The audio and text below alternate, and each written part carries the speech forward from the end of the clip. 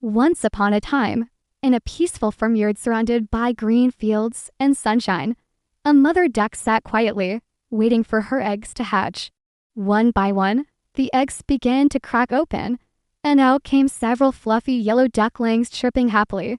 But the last egg was much larger and hatched into a gray, awkward-looking duckling. The other animals in the farmyard pointed and laughed at the gray duckling. "You're not like us," they said with mocking voices.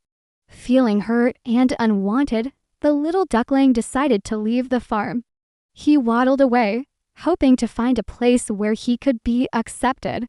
He wandered through forests, ponds, and snowy fields. The days were hard and the nights were cold, but he never gave up. He stayed kind and gentle, even when others were not. One spring morning, as the sun rose and flowers bloomed, the duckling looked into a pond and was shocked to see a beautiful white swan staring back. Nearby, a group of graceful swans approached. "You're one of us," they said with warm smiles. The duckling was no longer alone. The ugly duckling had grown into a magnificent swan. His feathers were pure white, and he glided across the water with grace. He finally found where he belonged, among friends who accepted him for who he truly was. And in that moment, he felt happy and at peace. The end. Sweet dreams, little one. Once upon a time, not so long ago, there was a little girl who lived in a big city. She had everything she could possibly need. You know, clothes, shoes, bags, jewelry, ties, you name it. But her favorite thing in the world were her pet birds. She had canaries and nightingales, robins and blue jays. Oh, she loved them all dearly. One day her mother went to a pet store and brought home a present for her, a small cage with a little duck inside. The girl was so excited. She named him Ducky, and she loved to feed him and sing to him every day. But Ducky was an ugly duckling. All the other birds sang beautifully, but Ducky just couldn't carry a tune. And they all looked beautiful, but Ducky, well, he was just plain ugly. The girl loved Ducky very much, but she couldn't help but compare him to the other birds.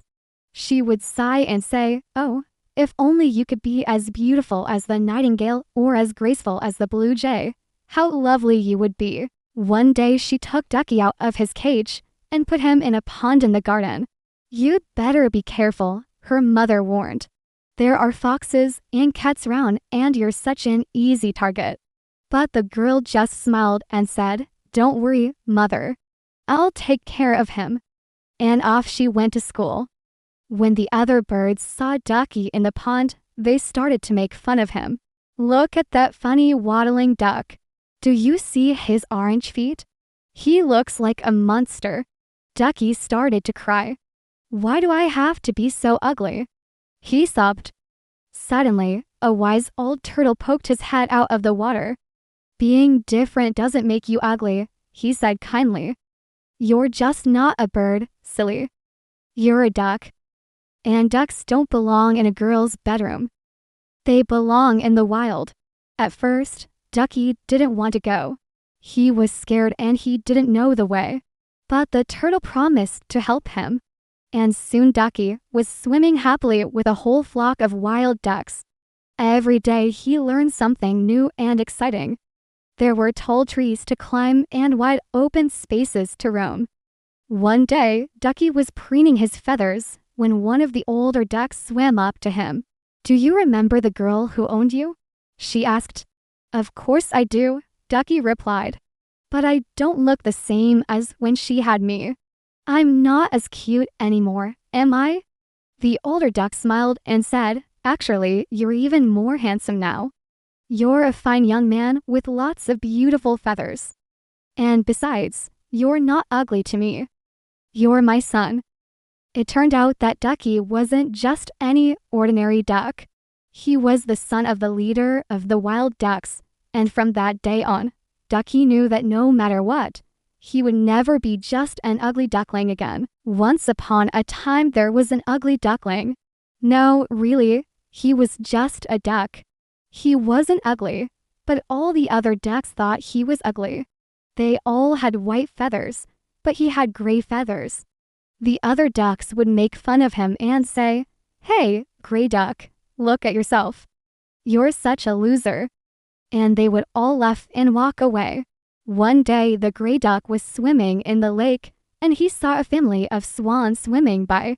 They were beautiful with their white feathers and graceful necks. He wanted to be like them, but he knew that he wasn't a swan. He was just a duck. So he swam after them and said, "Hey, swans, can I swim with you?" The lead swan turned around and said, "No, you're just a duck. You're not one of us." The gray duck felt sad, so he swam away. He swam all day until he came across a little girl sitting on a rock by the lake.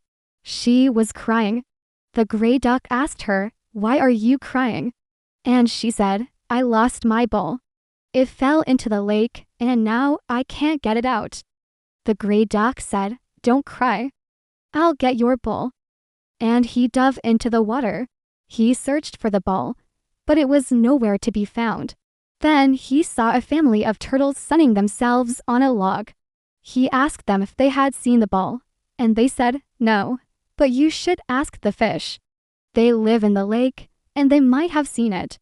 The gray duck thanked them and swam over to a group of colorful fish.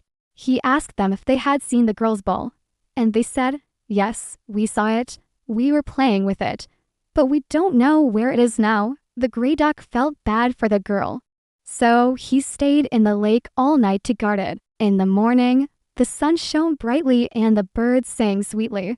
The gray duck woke up and saw the girl looking for her ball. He called out to her and said, "I have your ball." She was so happy that she threw her arms around his neck and said, "Thank you, gray duck."